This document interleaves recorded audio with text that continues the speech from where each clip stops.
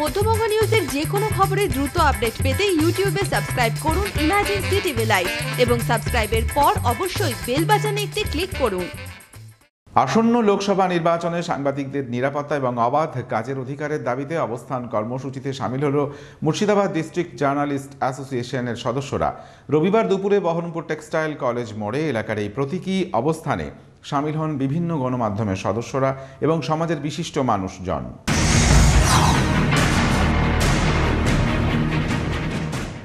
সেই সংবাদ সংগ্রহ সময়ে তাদের উপর নানা ধরনের অত্যাচার নেমে আসে।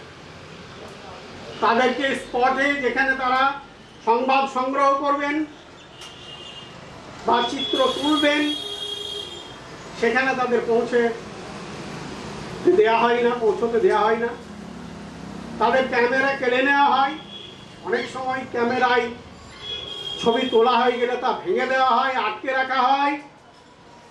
অনেক সময় তাদের উপর শারীরিক অত্যাচার পর্যন্ত চালানো হয়।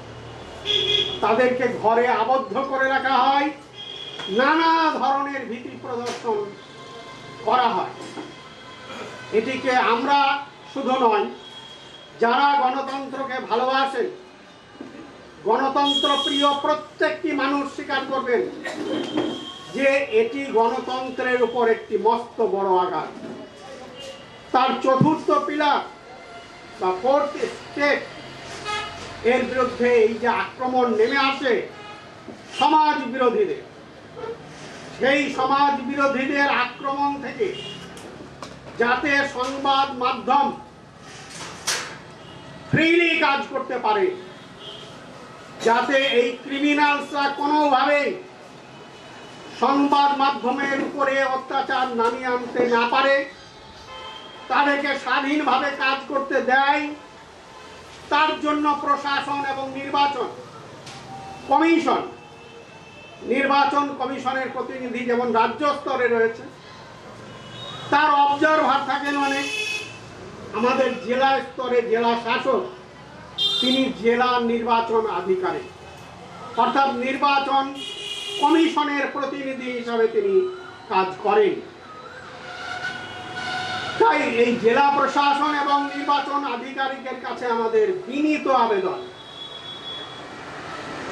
যে ভোটের সময়ে এবং ভোট পরবর্তীকালে সাংবাদিকরা যখন যেখানে যাবে তারা যাতে স্বাধীনভাবে যেতে পারে, বিচরণ করতে পারে, সংবাদ সংগ্রহ করতে পারে, তার ব্যবস্থা এই জেলা নির্বাচন আধিকারিককে করতে হবে। যে দাবি, এই দাবি আমি 16% কেন 100% আপনাদের এই দাবিকে সমর্থন করি, আপনাদের সঙ্গে আছি এবং থাকবো।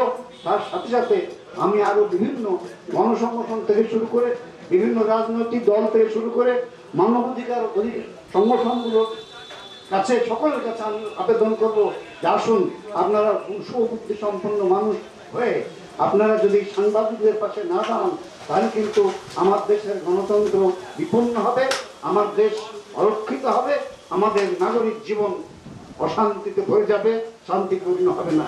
সেই জন্যে আমি আপনাদের এই দাবিকে সম্পূর্ণ 100% সমর্থন করছি। আপনারা এগিয়ে চলুন, আপনাদের সবার সঙ্গে আমরা আছি। যে কোনো সরকারের ক্ষমতায় যারা যখনই থাকে তারা চায় তাদের শুধু প্রশংসা শুনতে, প্রশংসা। আমার ঢোল পেটাও, তাহলে তুমি ঠিক আছো, ভালো। যেই তুমি আমার বিরুদ্ধে কিছু বলেছ তুমি তখন শত্রু, তুমি অপাঙ্কেয় শত্রু শিবিরে ঠেলে দেওয়া হয়। শুনছিলেন আমাদের বিপ্লবদা বলছিলেন সংবাদ মাধ্যম হচ্ছে ফোর্থ স্টেট, চতুর্থ স্তম্ভ। কিসের চতুর্থ স্তম্ভ? আর 3টি স্তম্ভ কি? আইন বিভাগ, বিচার বিভাগ, পুলিশ, মিলিটারি সহ প্রশাসনিক বিভাগ। 3টে খুঁটি ওইটা, আর একটা খুঁটি হচ্ছে সংবাদ মাধ্যম। এই 4টে পিলারের উপর একটা স্টেট দাঁড়িয়ে আছে।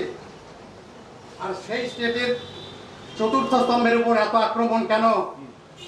ওই 3টি স্তম্ভ সরকারকে প্রোটেকশন দেওয়ার জন্য, একমাত্র সরকারের নিরাপত্তা, মানে সরকারের সমালোচনা করতে পারে, জনসাধারণের কণ্ঠস্বরকে প্রতিফলিত করতে পারে, সেটা হচ্ছে সংবাদ মাধ্যম।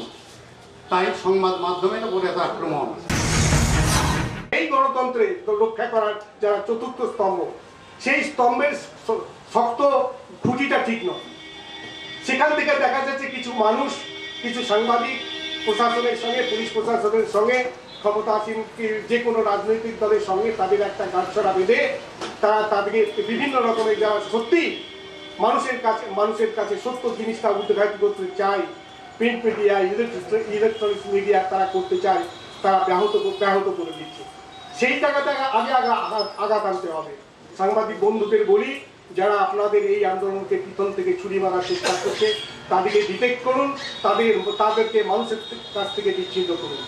এই জায়গা করতে না পারলে কিন্তু আপনাদের এই আন্দোলন, আপনাদের এই অবস্থান কখনো ঠিক হবে না। যে মানুষ যখন অত্যন্ত সংকটাপন্ন হয়ে ওঠে, সমাজের সর্বস্তরের মানুষ, বিশেষ করে যখন রাষ্ট্রের নির্বিচার আক্রমণ তাদের উপর নেমে আসে, তখন মানুষ কোথায় যাবে? সমস্ত জায়গাকার বিশ্বাস যখন হারিয়ে যায়, কারণ রাজনীতি যেহেতু সমস্ত সমাজটাকে নিয়ন্ত্রণ করে, সেই রাজনীতির প্রতি যখন মানুষের বিশ্বাস হারিয়ে যায়, সেই রাজনৈতিক দলের প্রতি যখন মানুষের বিশ্বাস হারিয়ে যায়, সমাজের বিভিন্ন অংশের যারা নোবেল প্রফেশনের সঙ্গে যুক্ত আছেন তাদের উপর যখন বিশ্বাস হারিয়ে যায়, মানুষ যাবে কোথায়? তার সংকটের উপর কথা বলতে বা প্রতিকার চাইতে যাই তখন মানুষ সুশীল সমাজের কাছে, যারা বুদ্ধিজীবী, লেখক, শিল্পী, সাংবাদিক, তাই সেই অংশের মানুষ তাদের কাছে যায়। কারণ তাদের কাছে গেলেই তারা একটা সুনির্দিষ্ট পথ দিতে পারে, তারা সমাজটাকে নাড়া দিতে পারে, তারা রাষ্ট্রটাকে দাঁড়িয়ে দিতে পারে, সুতরাং তাদের কাছে যায়। খুব সংকটের মধ্যে আছি আমরা এই কারণে যে সেই অংশের মানুষের প্রতিও মানুষের বিশ্বাস হারিয়ে যাচ্ছে, সেই অংশের মানুষের প্রতিও মানুষের বিশ্বাস হারিয়ে যাচ্ছে। থিয়েটার কর্মী তার প্রতি বিশ্বাস হারিয়ে যাচ্ছে, সাহিত্যিক, বুদ্ধিজীবী, কবি তাদের প্রতি বিশ্বাস হারিয়ে যাচ্ছে, সাংবাদিক আপনাদের প্রতিও মানুষের বিশ্বাস হারিয়ে যাচ্ছে। মানুষ দুর্দশাগ্রস্ত, ক্রন্দনরত, কারোর কাছে গিয়ে বলতে পারছে না, মনে করছে এর কাছে গিয়ে বললেই তো আমি কিছুই সুরাহা পাবো না, বরঞ্চ এসে তার ফায়দা লুটে নেবে, সে রাষ্ট্রশক্তির কাছে গিয়ে তার ফায়দাটা লুটে নেবে আমার যন্ত্রণাটাকে ব্যবহার করে। আমার যন্ত্রণাটার জন্য সে কাতর হবে না। এমন একটা ভয়ঙ্কর সংকটের মধ্যে দিয়ে আমাদের গোটা অবস্থাটা চলছে। বিশেষ করে যারা এই সুশীল সমাজের অন্তর্ভুক্ত আছি, তারা আমরা মনে করছি আমরা খুব ভালো কাজ করছি, কিন্তু নিশ্চয়ই একটা অংশের মানুষ ভালো কাজ করছেন, কিন্তু বৃহৎ অংশের মানুষের প্রতি সাধারণ মানুষের বিশ্বাসটা কিন্তু চলে গেছে। আর এই বিশ্বাসটা যখন চলে যায়, রাষ্ট্র তখন নামিয়ে আনে আক্রমণ। আপনাকে যখন মানুষ থেকে বিচ্ছিন্ন করে দিতে পারবে, যখন মানুষের অবিশ্বাস আপনাকে গ্রাস করবে, তখন সুবিধে হয় রাষ্ট্রের আপনার উপর আক্রমণ নামিয়ে আনার।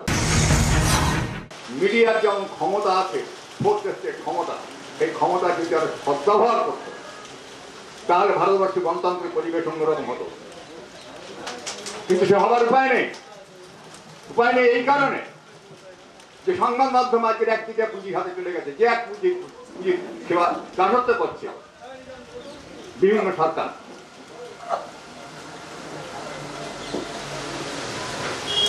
ফলে মিডিয়ার স্বাধীনতা, মিডিয়ার স্বচ্ছতা, এসবের আন্দোলন করতে গেলে বৃহত্তর আন্দোলনের সঙ্গে সামিল না হলে এই আন্দোলনের সার্থকতা আসবে না। সেখানে দাঁড়িয়েও আপনারা যে এরকম খবর আমাদের সামনে পরিবেশন করতে পারেন, তার জন্য সত্যি আপনাদের অভিনন্দন, ধন্যবাদ। লড়াইটা আপনারা করছেন, অনেকেই হয়তো আসছে না, কিন্তু লড়াইয়ের সূচনা করতে হয়। লড়াই করলে জয় অবশ্যই সুনিশ্চিত থাকে। আপনারা সত্যের জন্য লড়াই করছেন, আপনাদের পাশে আমরা তো আছি, পাশাপাশি সর্ব অংশের মানুষকে আপনারা পাবেন। গণতন্ত্র রক্ষা, মিডিয়াকে রক্ষা, সংবাদপত্রকে রক্ষা, এর যে গুরুদায়িত্ব আপনারা দিয়েছেন, তার জন্য আপনাদের আরেকবার অভিনন্দন জানিয়ে